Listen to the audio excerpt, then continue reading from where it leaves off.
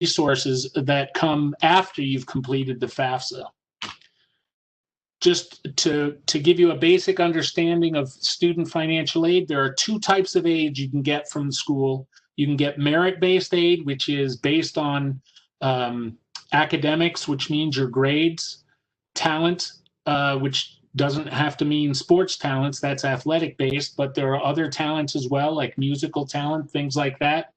And then there's need-based aid, which is the vast majority of aid at colleges. And the need-based aid is based on the financial situation your family is in when you complete the financial aid applications. The main one is the FAFSA, that's the federal government.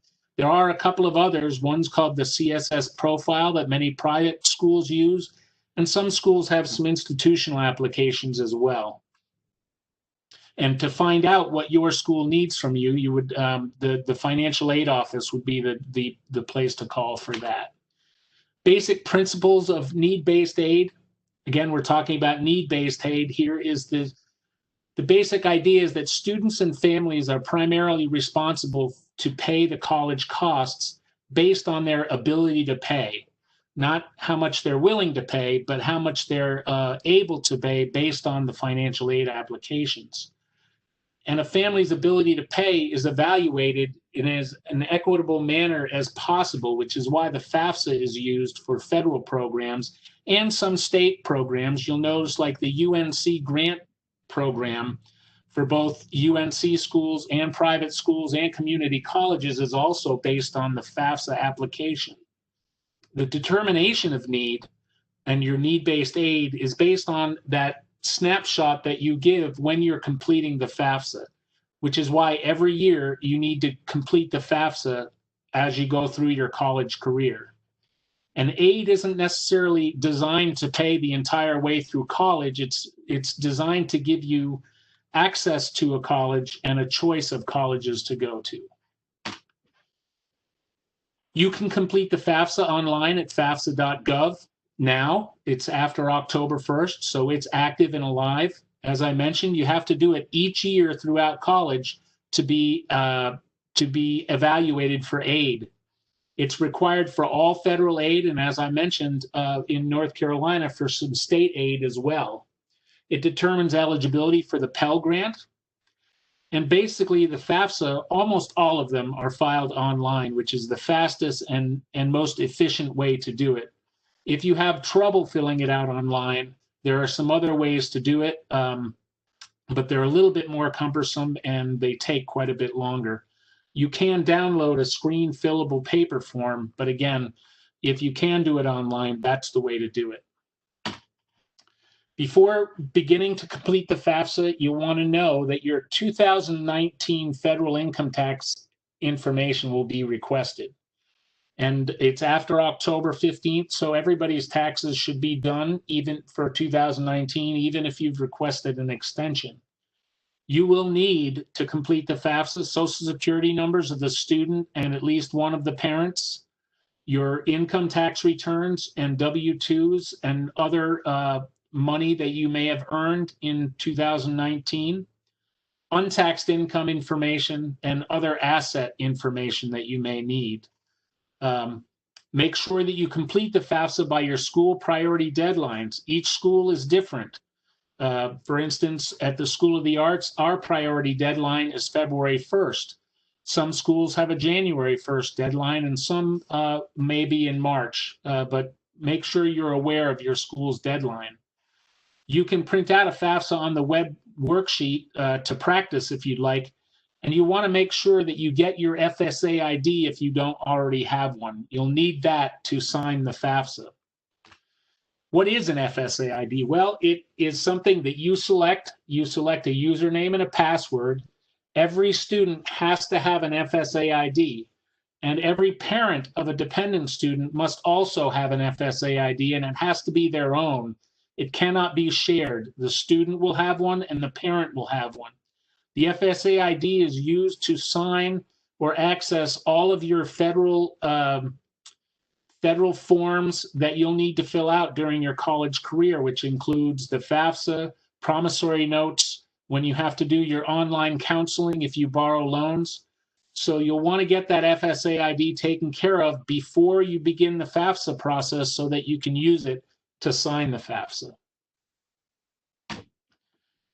FAFSA on the web worksheet, I'm just having it out here a little bit so you can, if you want to, you can print this out and complete it to just sort of see what the FAFSA might look for you. But it's not really necessary to go through that.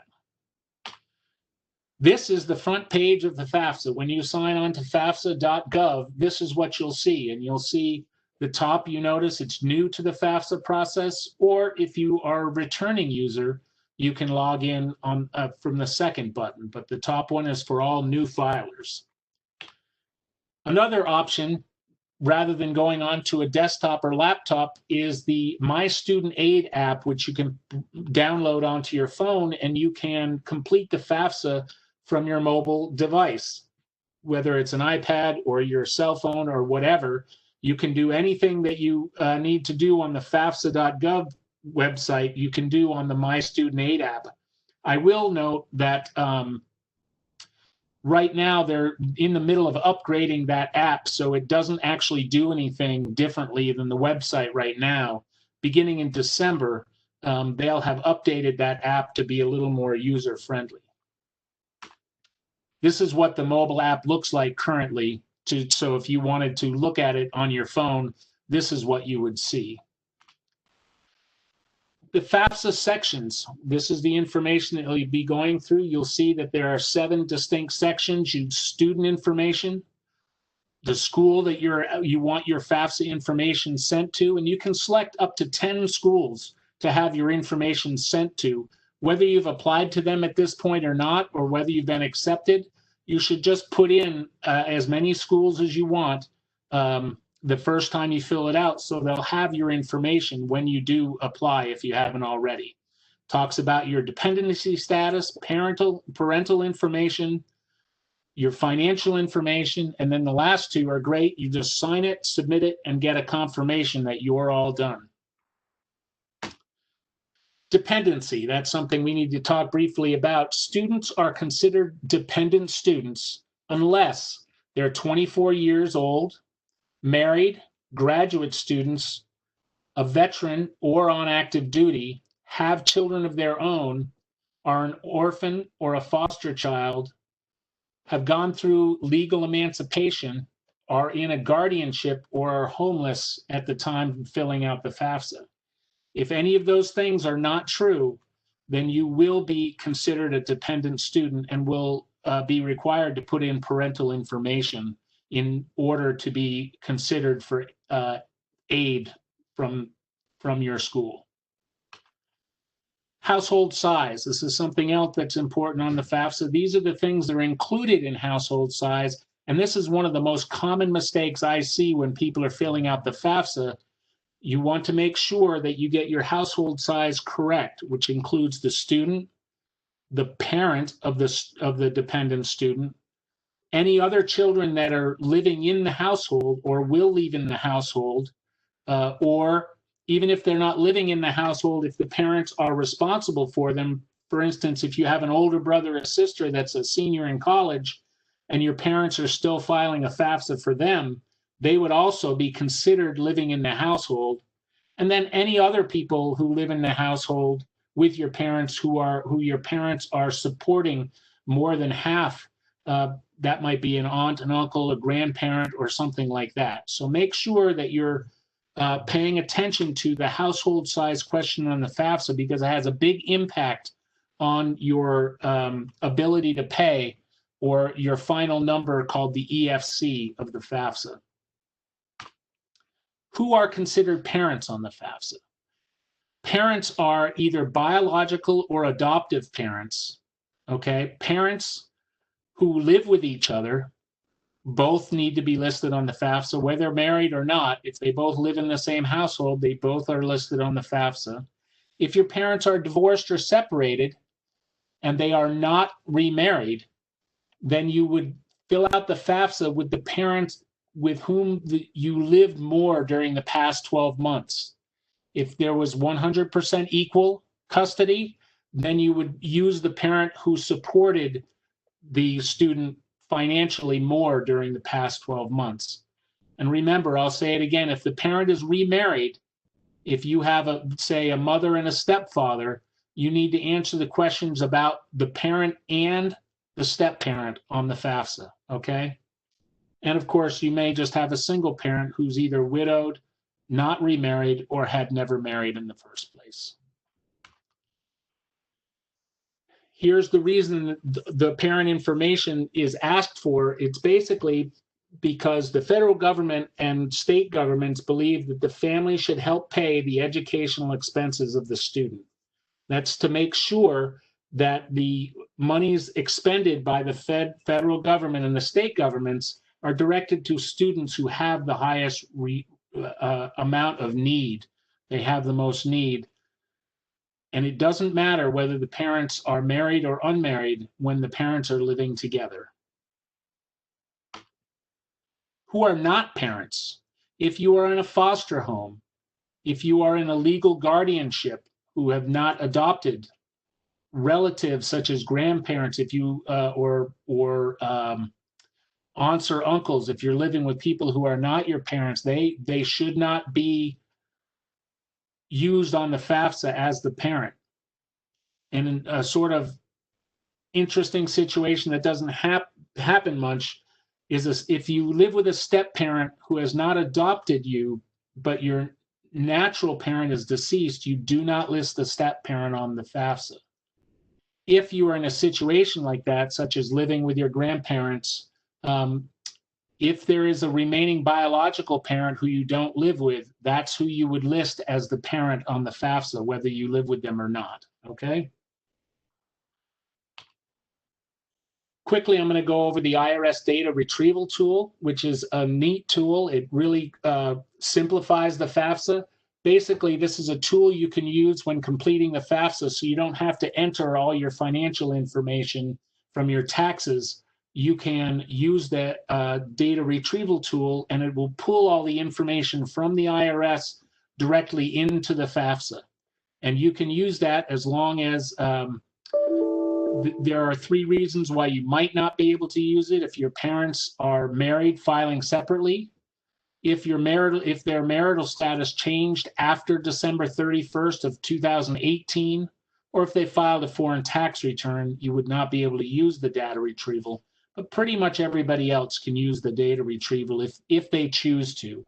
And it's the most accurate way to get your financial information into the FAFSA.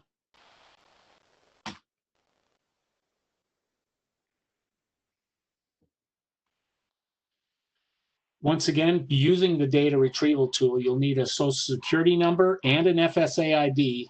You'll have to have filed a 2019 federal tax return. And these are the other reasons. And know that in order to complete it, you have to know the filing status and the exact street address used on the 2019 tax return, okay? And once that information is used, that, like I said, all of the financial information from your taxes just moves right over into the FAFSA. Just as an update, some new security measures that they brought into, the information that's transferred onto the FAFSA will just have the words transferred from the IRS. That's what you'll see on the FAFSA. It won't actually show you the numbers, so that nobody could hack into the application and look and see what your information is. The schools will be able to see the actual numbers, but the student or the parent cannot see them and can't make changes to those fields, okay? And if you filed an amended tax return, or your parents filed an amended tax return, the amended information does not transfer over. It's the original information. However, there will be a flag on your FAFSA to have the school contact you about getting the amended information. Special circumstances, I'll talk about this a little bit again later, but if your parent refuses to complete the FAFSA, the student can complete what they can do, but they will not be eligible for any need-based aid. And if there is a problem with your parent doing the FAFSA, you should call your financial aid office to talk to them, okay? And they can help you through whatever situation you have. Let's see, we'll go through this a little bit later. I'll just move on by this. We'll talk about this a little later. Here is, I showed you earlier the first page of the FAFSA. Now we're going to go through page by page what the FAFSA will look like for you.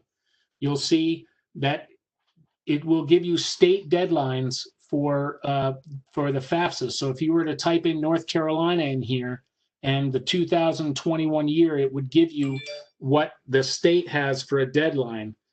And what you'll see when you fill out the FAFSA is there is no actual deadline for North Carolina. The deadline is considered as soon as possible, which means the state grant funding that is allocated for all the schools, they'll keep awarding it until it runs out. Last year, it ran out in early March. So it's a good idea to get your FAFSA completed as soon as you can so you can get towards the head of the line for any state-based aid. This is the second page you'll see, which just gives you some, there's a place to click for help, or if you've already started and want to come back to complete it. And we'll move on to the login screen. This is where it asks if you are the student or you are the parent or preparer, okay? So if you're filling out the FAFSA, obviously you'd click the left-hand button. If your parent is doing it, they would do the right-hand button. That's so they know when they go through the logic who has to sign the FAFSA first. Once you've logged in, we're assuming that the student is starting this process. So you'll see it asks for the student. As we said, hopefully you've already gotten your FSA ID, so it's going to ask for your username and your FSA ID password. You'll enter those in there, go to the next screen, and then it will actually fill out this information for you based on your FSA ID application. So you've already put this information into the FSA ID. Once you put your FSA ID username and password, this will pre-populate. And you can always click the show SSN number if you want to double check and make sure it's correct. If you are logging in as the parent, which you'll see this screen is, it will ask you to put this information in for the student, okay? So there you go. Then it gives you a disclaimer. You have to accept this disclaimer. If you decline the disclaimer, it'll kick you out of the FAFSA and you'll have to start over again. It's basically just saying that you're on a federal website and you have to follow the rules. Going to get started. Okay, so you'll see which school year are you applying for. There's always 2 years open when it comes to the FAFSA, so you want to make sure that you click the correct one. So for all of you seniors, you're going to want to start the 21-22 FAFSA, the one on the left, okay? That's for next year's FAFSA. That would be your choice. It's asking you to create a save key. This is different from your FSA ID password. This save key is only temporary for when you're doing this specific FAFSA session. So you make a save key and re-enter it to make sure it matches. That's in case you have to stop the FAFSA and then come back to it in order to complete it. That's your save key to make sure you get in to where you left off. There's just some information. You can click any one of those sideway carrots and it will give you a drop down to enter to give you that information. It's an introduction page. Now we're moving on to the student. And again, if you signed in as the student, this information will be pre-populated, okay? And remember, when the FAFSA is talking to you or your, it's always talking about the student, unless it says something different, okay? So when it says your social security number right there, it's asking for the student, okay? Your first name, again, that's the student information. You want to make sure that that's correct. And again, we move on, we keep going with student information. It'll ask for your email address and your telephone number if you have your own phone. More student demographics for your address. This is what's going to be used to make sure that your state information matches in with state applications. For instance, for all of you, your state would be North Carolina. That then tells the FAFSA they can go send this information to the state of North Carolina's input for FAFSA information. Now we're asking about residency and eligibility. If you've lived in the state that you mentioned for at least 5 years, if the answer is yes, there's no other questions that it'll ask. It'll just ask if you are a citizen. If you answer no, it will ask you when you move to the state you currently live in. And right here it tells basically these information boxes pop up when you're ready to hit the next. You'll see that because you answered yes, it will transfer all that information to your state application information.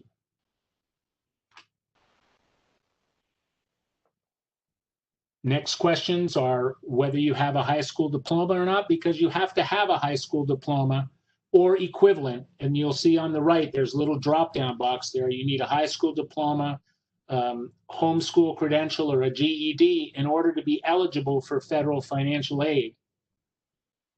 Each one of these things has a little question mark above the box. And if you have any questions about the question that they're asking, just click that little bubble and it will give you an explanation of what the information they're looking for. Another mistake I see often is that second question is, what college degree will you be working on? Make sure that's correct, okay? And make sure the next answer you answer correctly, because if you answer that incorrectly, it makes you ineligible for a whole bunch of different types of aid if you already have a bachelor's degree, okay? So make sure that you read these questions closely and answer them correctly, okay? We'll move on to the next screen. Selective service. If you are male, you are required to be registered with selective service by your 18th birthday. If you have not registered for selective service yet, that's okay. You can actually do it through the FAFSA. You can just choose the yes on the bottom for them to register you with the selective service. If you're not yet 18 and completing the FAFSA, you can still click yes there, and within 6 months of your 18th birthday, they will send the information to selective service to have you registered. But if you are not registered with selective service, you won't be eligible for federal aid until you register with selective service. That's for males. Females are not required to register with selective service at this time. The next page for driver's license, if you have one, you can fill it out. If you don't have one, that's okay.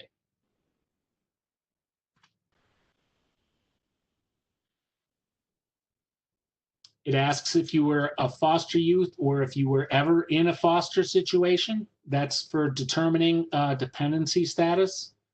And then it asks for parent information on whether your parents have completed high school, college, graduate school. Those drop downs again will ask different, have different responses to them.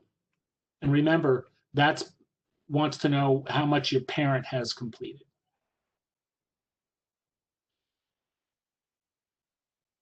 Okay, so then it needs to know what the name of your high school is, because there is a match through the federal system of what high school you attended. So it may be that you had tested West Forsyth High School in Clemens, or you went to Reagan High School in Winston-Salem.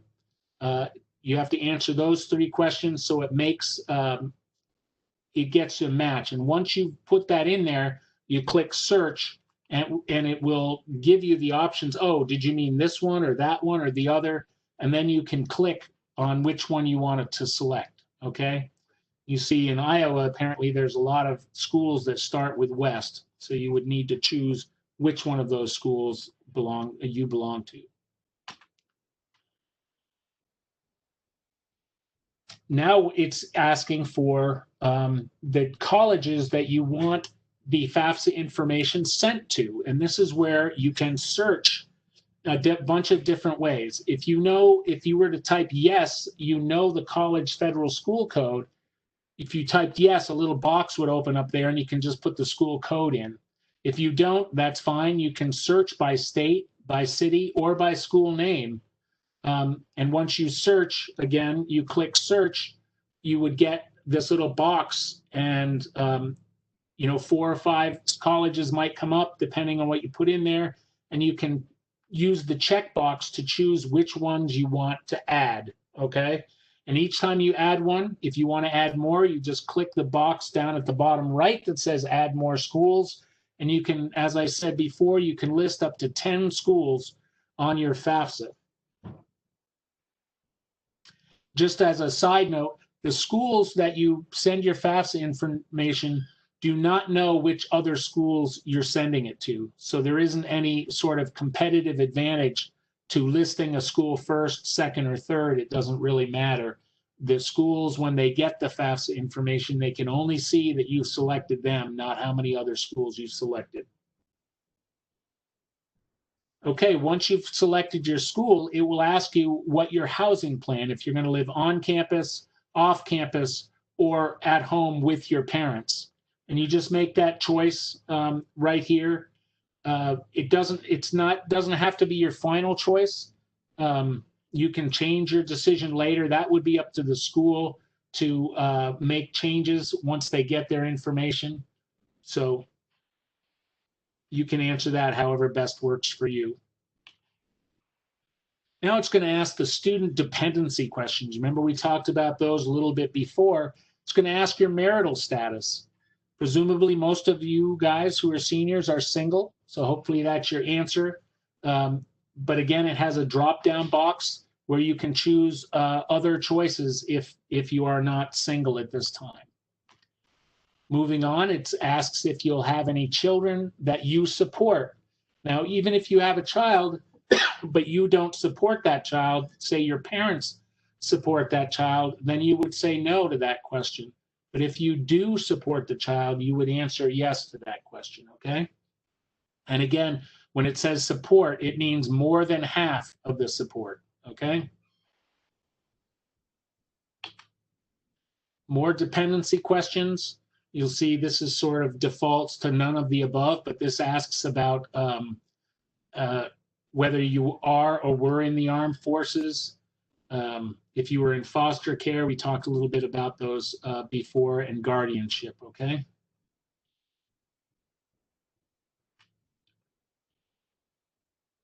And here's a question of whether you were homeless or at the risk of being homeless after July 1st of 2020.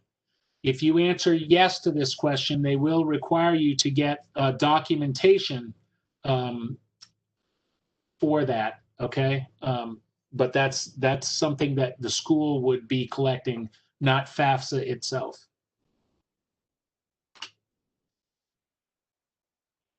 Once you get through all of those questions, you see as we've answered them here, it has determined that the student here is a dependent student. And then you have a choice to make. You said, I will provide information about my parents, or I'm unable. Again, if you choose the second, that you are unable to provide information about your parents, then you will not be eligible for any need-based aid. All you'll be eligible for is a first-year level of unsubsidized loans for college, okay?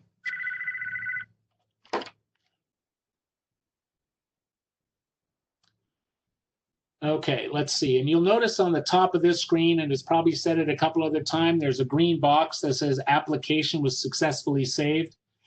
The FAFSA saves itself as you're going through. So if you happen to get kicked off at some point, if you have an interruption in your internet service or something, you can go back into the FAFSA to the last place it saved itself, which is a nice, it's a nice little benefit of the FAFSA, okay? Now you'll notice it's asking for your parent information. but you and your always refers to the student. So notice the wording is, as of today, what is the marital status of your parents, meaning the student's parents? In this choice, we chose married or remarried, which again means your biological parents are still married, or you have one parent and a step parent in the household, okay? And then it asks when they were married or remarried, the month and year. You don't need to know the exact date. The first parent, we're going to assume that we're doing two parents for here, but the first parent, whether it's you want to use your father, your mother, or the step parent, you'll fill out the parent demographic information here with Social Security, names, last name, first initial, date of birth, and an email address for the parent. Now the other parent, whether that's, again, a second father, a mother, a step parent, whatever that is, that asks for the second parent information, but it does not ask for a second email address. Only one parent's email address is collected on the FAFSA. And again, it asks if your parents have lived in the state for at least 5 years. We're going to assume that's yes. We move on to the household size. You'll notice the first two are grayed out because you've selected your parents were married or remarried. So you have two parents and yourself. That's 3. 2 and 1. You have 3 so far. And then the other open box, the third one down, is how many other people. We talked about that, your parents providing more than half of the support for the coming year for those either other children or other people in the household. The first box is for children, the second box is for other people in the household. And as you put numbers in there, the bottom where it says 3 now, that other grade box, that will add up itself, so you don't need to enter a new number in there. And then in the bottom is how many of the people in the household are in college for the 21-22 school year. This does not include your parents. If your parents have gone back to school, they don't count in this number. This is only for the dependents in the household who are in college, okay? So if you happen to have, let's say, 4 people in the household, 2 parents and 2 kids, and both of them are in college, then your number in college in that situation would be 2, okay? Again, the application was successfully saved. As we move to the filing status. This asks for your 2019 tax return. Have you already completed it? Presumably the parents have already completed the tax return. As I said, the filing dates have passed. It asks what type you were filed and what your filing status was. And if you answer already completed and if you answer married, filed jointly, or if you have a single parent and is head of household or single, then you can move on to the IRS Data Retrieval Tool. If you answer that question, the tax filing status question, for an ineligible way to go to the Data Retrieval Tool, like married filing separately, the IRS Data Retrieval Tool link will not appear. And this is what it looks like for the parent information. You can, you're eligible to go. You can click the link to the IRS, and then that will bring you to the IRS website. In a little while, we'll look at what that might look like going to the IRS. Right now, we're just looking at this screen, which is if you were not able to use the IRS Data Retrieval Tool, you'd have to enter this information individually, okay? And these are all the adjusted gross income. It tells you exactly where to find it on the 1040 form. If it's from a different form, then you can click that little question mark and it'll help you through other tax forms. And then again, we're completing the parent income from work.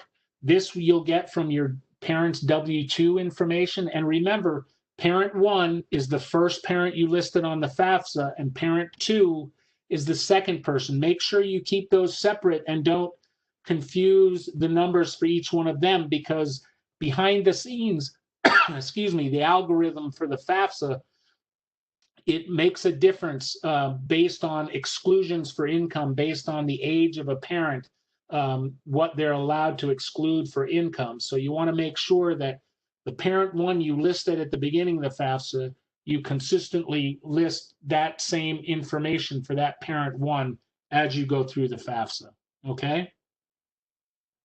This is some questions they ask you if you received any information that might help you streamline the FAFSA.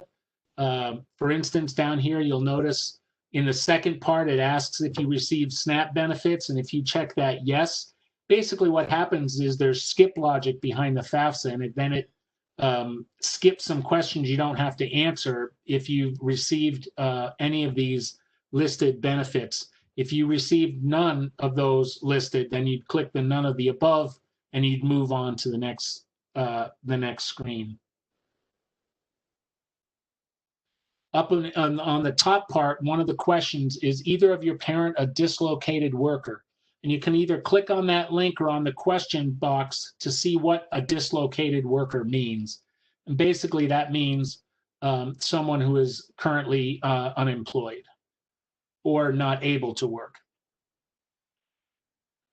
Additional IRS info, it's going to ask for, it gives you a specific line to look at, or the calculation from a couple of different lines that you'll fill in on this line here. And then it asks some specific questions about other taxable information. If you received any combat pay, if any grant and scholarship aid was reported in your parents' income, okay? That doesn't mean if your older brother received a scholarship at school that you listed here. You only list that information if it was included on your parents' income tax as income to the household, okay? And all of these other things here as we go through it. And then it asks if any of these would not come from the tax return, because you wouldn't list on your tax return if your parent paid any child support. For instance, if you have a step parent in your household and say your brother or sister lives with the other parent, it's possible your parent might pay child support to another household. And that's what that's asking for there. And then we move on and it asks now if you've received any child support. So if anything's coming into your household, and that doesn't mean child support received for you specifically. It means any child support that's received in the household. And then you can read each of these other questions. And again, if you're unsure about what these questions mean, click on the question mark to the right side in that bubble, and it will explain exactly what they're looking for, okay? And then asset questions. It asks questions about your parents' assets. And these questions are based on the day you complete the FAFSA, okay? That's important to know. So it doesn't mean what they're going to be worth in 6 months or what they were worth 6 months ago. It's the day that you complete the FAFSA, they need to know this information. Now we're moving on to the student tax filing status. Just for the sake of this, we're going to assume that the student also completed a tax return and they filed as single, they filed an IRS tax return. And again, they get the option to link to the IRS.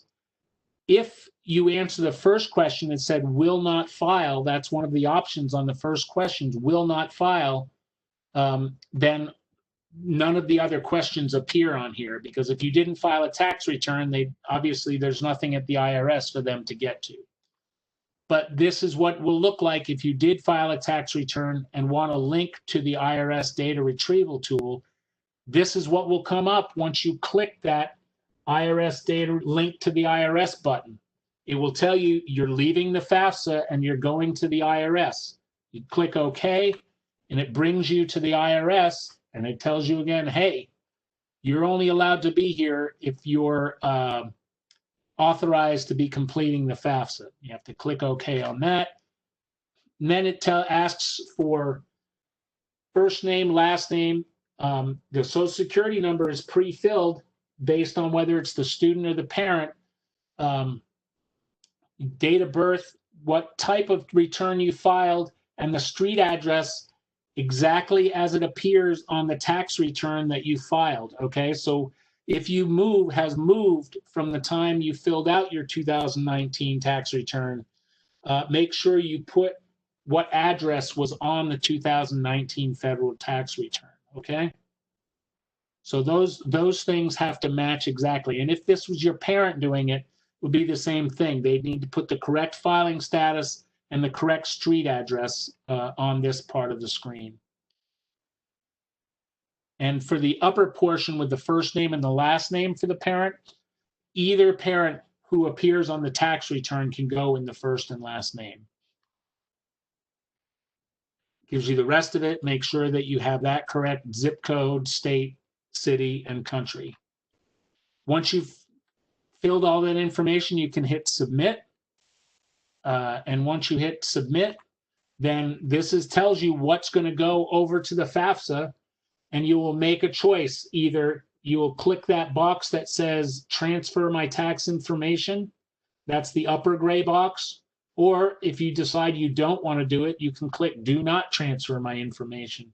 Once you check that checkbox, the button to the right of it then comes live, and it becomes blue like all the other buttons that you see to press on the FAFSA. So let's assume you transferred it in. You click transfer now. It brings you back to the FAFSA, and you'll see here's an answer.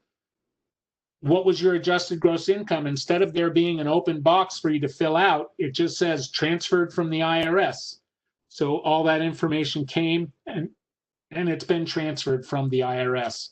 Same thing, the wages comes from the IRS because you filed you filed as a single person. And it asks you if you filed a K-1. That's if you have certain investments, you might have a K-1. And then again, your income tax is transferred from the IRS. And you move through. There are still some questions you have to answer. Like we said, are you a dislocated worker? In this case, we chose yes, just so we could choose a different button. But you can choose yes or no or don't know. But again, if you're unsure, click that question mark and it'll explain exactly what they're looking for. Additional financial information does not get transferred from the FAFSA. And again, it's things like paying child support, if you made money from federal work study that you didn't report on your tax return, or things like that. And then it asks you the same questions it asked the parents about any of the following other untaxed items, like child support received. Now again, if you reported the child report received on your parents section, you would report 0 for you, okay? You don't report that twice. So again, if your parents reported child support received on their portion of the FAFSA, don't double report it on your side of the FAFSA. And again, if you click that little question mark, it will tell you that not to do that, okay? So we're moving on. It asks for your cash, savings, and checking, and any other assets. And then it asks, are you a preparer? There's very few preparers out there, and it doesn't mean if you're having like, Uncle Steve helping you do this, he's not considered a preparer. It's somebody who's not in the household that is doing it for you, for paying like a tax person to do it for you, which on the side you shouldn't do. You should never pay anybody to do the FAFSA because it's the free application for aid. You should never pay anybody to do it.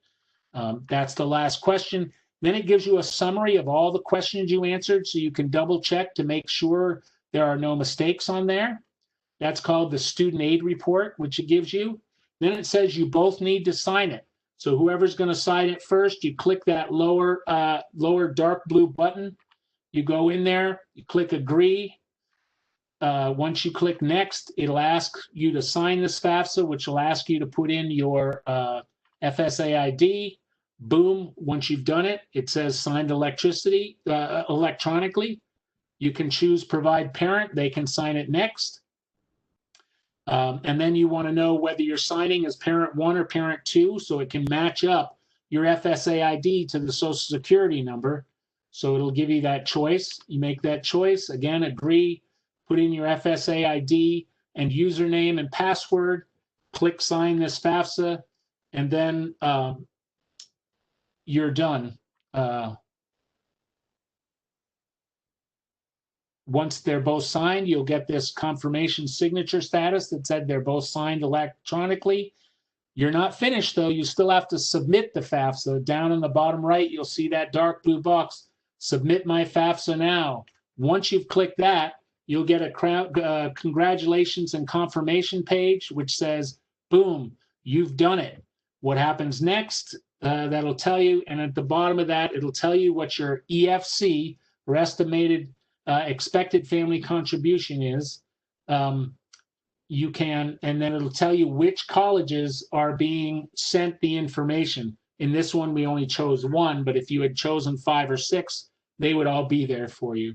And once you're done with that, you can go back in and view your SAR at any time. You can print out your student aid report, so you have this in a file if you'd like to keep it. This is what it looks like. You have some history there if you've ever done it. And again, at the bottom, it gives you the option to print that page so you can keep it for you.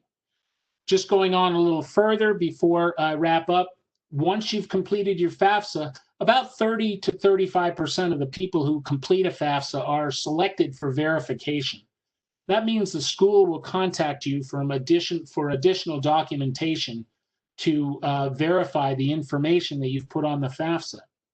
If you've used the DRT, all of this stuff on this first page is already verified. You don't need to worry about it because the DRT is its own verification, so you don't need to worry about it. If you were unable to use the DRT, you'll have to submit either your tax returns or a tax transcript to the college to verify the information you put on the FAFSA, okay? Once you file the FAFSA, if you get selected for verification, make sure that you complete it and respond to any questions from the campus financial aid office, and don't make them wait for you, okay? Once you've been accepted for admission, that's when you'll receive a financial aid notification, or sometime after you've been accepted, depending on what their schedule is, okay? You know, some early admission schools may not get your financial aid notification out until a little bit later, but you will not receive a financial aid notification until you've been accepted for admission at any school. The basic formula for determining need, you take the cost of the school, which is different for every school. You subtract your EFC that you got from the FAFSA, and that gives you your eligibility for need-based funds at that school. It's just the basic formula for determining need at any school. EFC stands for Expected Family Contribution. It's a federal standard formula. The parent is part of the EFC and the student contribution in EFC. And you'll see that every student gets to protect $6,840 and some of their assets. So if you made less than that in income, it doesn't really count against you on the FAFSA, okay? You take the parent's contribution, add the student's contribution, and that's how you get the final number for the EFC. Cost of attendance budgets are different from every school, okay? It's based on your residency, the program you might study, where you're living on campus. If you're living in a double room, a single room, there's a lot of different things. And those cost of attendance budgets are based on direct costs and indirect costs. Direct costs mean the things that you're going to get billed for. Indirect costs are things that you're not going to actually get billed for, but you might have to pay. Here are some examples of direct college costs: tuition, fees, if you're living on campus, the room and meals, and your books and supplies. Whereas your indirect costs are miscellaneous expenses, loans, fees, transportation. You have an allowance for that. So that's included in the budget. And what a cost of attendance budget is, basically that means how much aid you can receive in any given year. There's two types of aid. We talked about merit and need-based aid, but there's also the definition of gift aid, which means you don't have to pay it back. That's grants and scholarship. And then there's self-help aid, which includes loans and work study. And obviously you have to pay back your loans. You don't have to pay back your work study, but you do have to work in order to get it. Sources of aid include the federal government, your state, the institution, and there are some outside agencies. You're probably familiar with one like the Crosby Scholars Program that has scholarships available for those who apply. So there's basically 4 different types of sources of aid you can get to go to college. Federal aid programs include these. They're pretty well known. The most famous is probably the federal Pell Grant. We'll quickly go through this because I know we're running out of time. These are just different kinds of loans. North Carolina has these different aid programs. The top 4 are grants and scholarships. And the last one is if you happen to be going into the education field, they have some loans that can be forgiven if you work in certain schools once you graduate from college. Other things you may need to complete other than the FAFSA, like I said, some institutional applications, the CSS profile, and outside scholarship applications, like I mentioned, the Crosby Scholars applications. Just some ideas of other places, outside agencies that might have some aid eligible for you. Once you receive your award notification, make sure that you reply to the school on what you want to accept or reject, both to the aid and to the admissions office, okay? Make sure you complete your steps that you have to complete in order to complete your financial aid steps, and let the campus know of any outside scholarships. They need to know that information because it gets figured into your aid package. Just some other things that you can think about. Alternative loans, if you need more than the federal loans that are available to you, payment plans, things like that. And then here's ncreach.org is someplace you can look for some other aid. It's a nice website to go check and see if you happen to be funding for foster youth. Special circumstances, I'm just going to take a minute or two. If there has been a significant change in your family since the 2019 tax year, particularly with this COVID situation, a lot of people have seen a significant change in their income. Even if you didn't lose your job, but had to go, if your parent had to take a cut in pay, or if somebody if there's a death in the family, or if your parents either got remarried or divorced since that 2019 tax return, or other things like high expenses in the household that are not found on your tax return, medical expenses, things like that, okay? You'll want to contact your financial aid office because they can help, and they'll want to know if the information from your 2019 tax year is not current for you now. So make sure you contact your financial aid office if you have changes in your family's circumstances. Just quickly, I just want to mention places that offer to get you scholarships or say we can get you more as long as you pay us a fee. Stay away from them. If they charge you a fee, they are most likely not worth it, okay? Or any place that will guarantee that they'll get you a scholarship or any kind of aid. Turn around and walk the other way. A great place to check is cfnc.org. That's the state of North Carolina. They have a wealth of information there. I'm sure you've seen them through Crosby Scholars. Talk to Crosby Scholars about financial aid. Ashley is a terrific resource and has a lot of information Your high school financial aid, a high school counselor can help you. And obviously call your financial aid office at the school you're interested in going to. Here's just some quick websites, places to go to find out some information. And that's it. Again, my name is Darren Chiat. I'm the Assistant Director of Student Financial Aid at the School of the Arts. There's my contact information. If you have questions, feel free to give me a call. It doesn't matter if you're coming to the School of the Arts or not. I'm happy to answer any questions that you might have or any concerns that you might have. And that's it for me, Ashley. That's the last couple of slides. Wonderful. Thank you so much, Darren.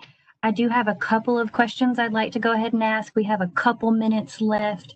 One great question is, what if my parent worked as an employee but also as a contractor? How should I report their information on my FAFSA?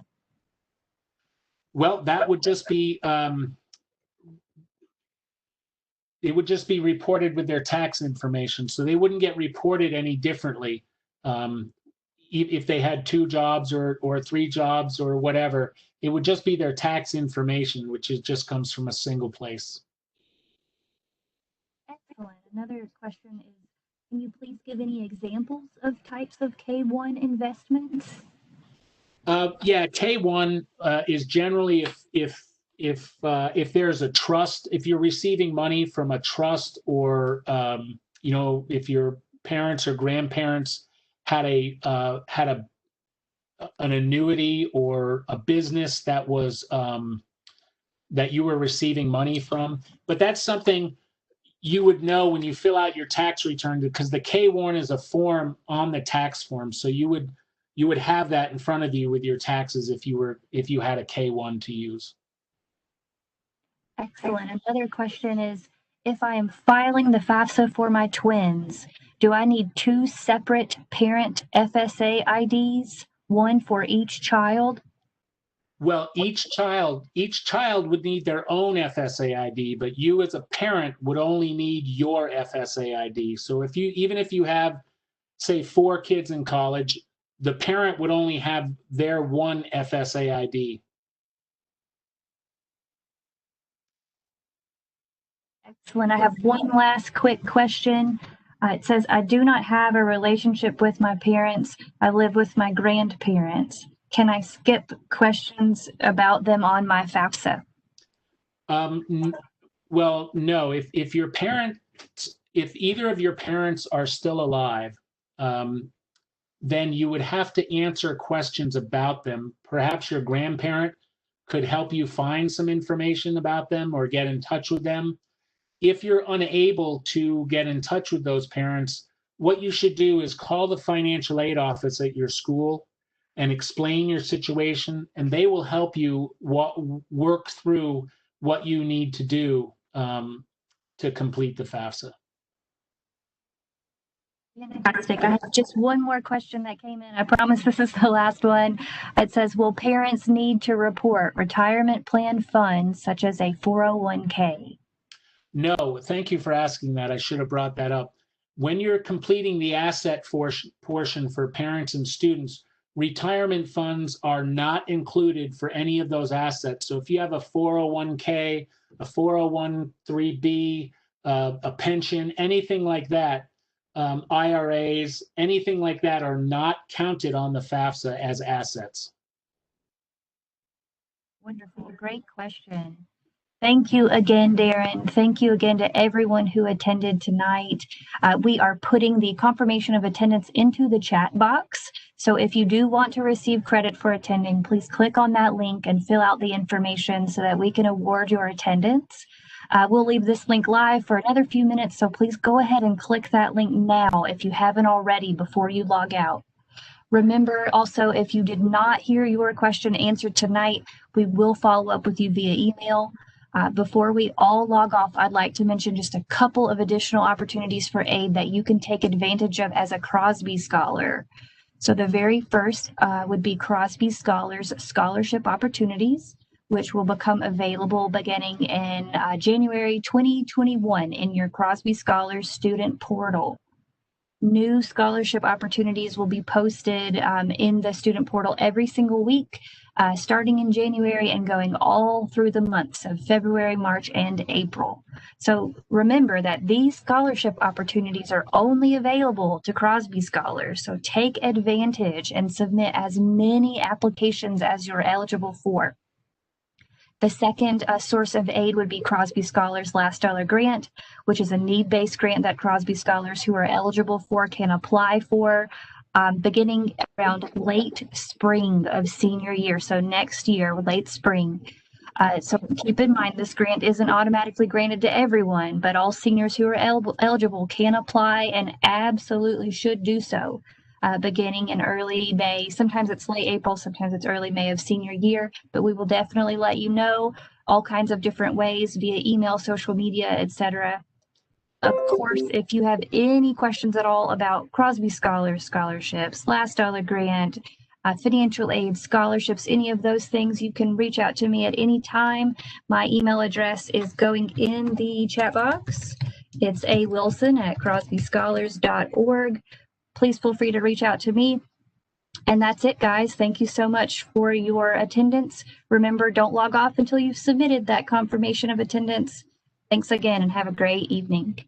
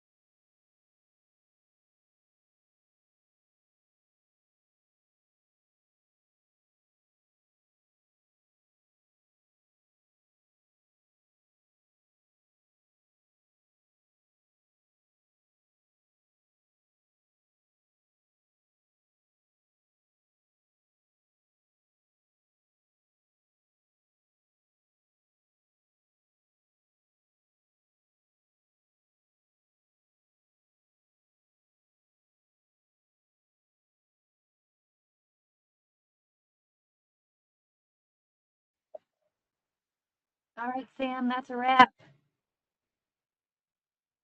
All right. Have a good evening.